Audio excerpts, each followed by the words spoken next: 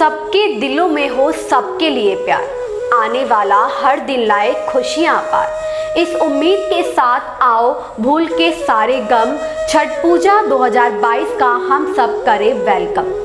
नमस्कार दोस्तों, मैं हूं आपके साथ ज्योतिका। उत्तर प्रदेश और खासकर बिहार में छठ का विशेष महत्व है। छठ सिर्फ एक पर्व ही नहीं बल्कि महापर्व है जो पूरे 4 दिन तक चलता है। नहाए खाए से इसकी शुरुआत होती है जो डूबते और उगते हुए सूर्य को अर्घ्य देकर समाप्त होती है। यह पर्व साल में 2 बार मनाया जाता है।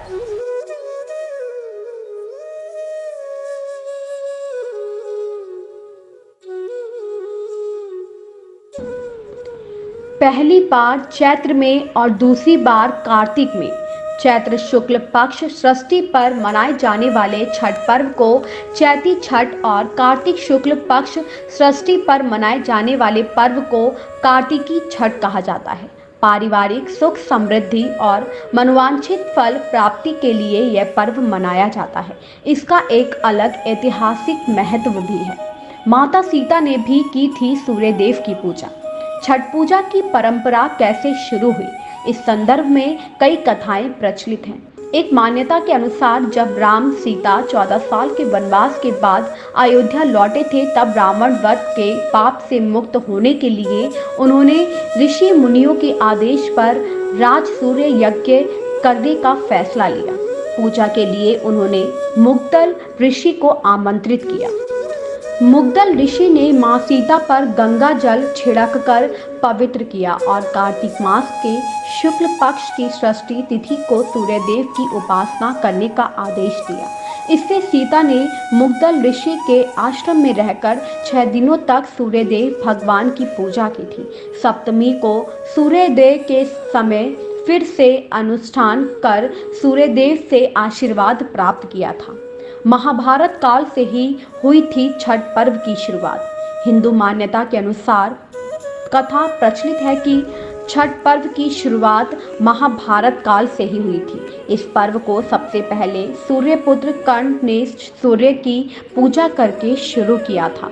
कहा जाता है कि कर्ण भगवान सूर्य के परम भक्त थे और वो रोज घंटों तक पानी में खड़े होकर उन्हें अर्घ्य देते थे।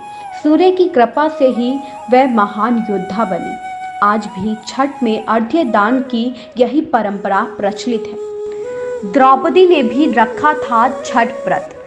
छठ पर्व के बारे में एक कथा और भी है। इस किंवदंती के मुताबिक जब पांडव सारा राजपाट जुए में हार गए, तब द्रौपदी ने छठ व्रत रखा था। इस व्रत से उनकी मनोकामना पूरी हुई थी और पांडवों को सब कुछ वापस मिल गया।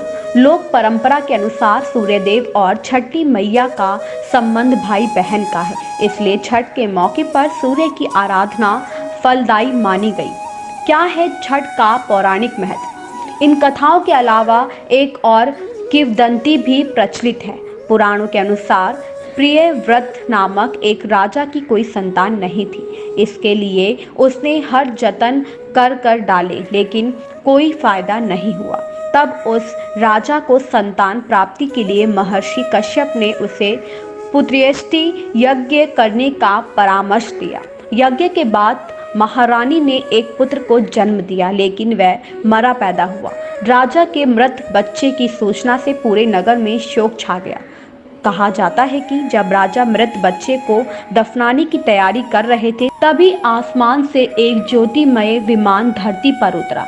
इसमें बैठी देवी ने कहा, मैं षष्ठी देवी और विश्व के समस्त बालकों की रक्षिका हूँ। इतना कहकर देवी ने शिशु के मृत शरीर को स्पर्श किया, जिससे वह जीवित हो उठा। इसके बाद से ही राजा ने अपने राज्य में यह त्योहार मनाने की घोषणा कर दी।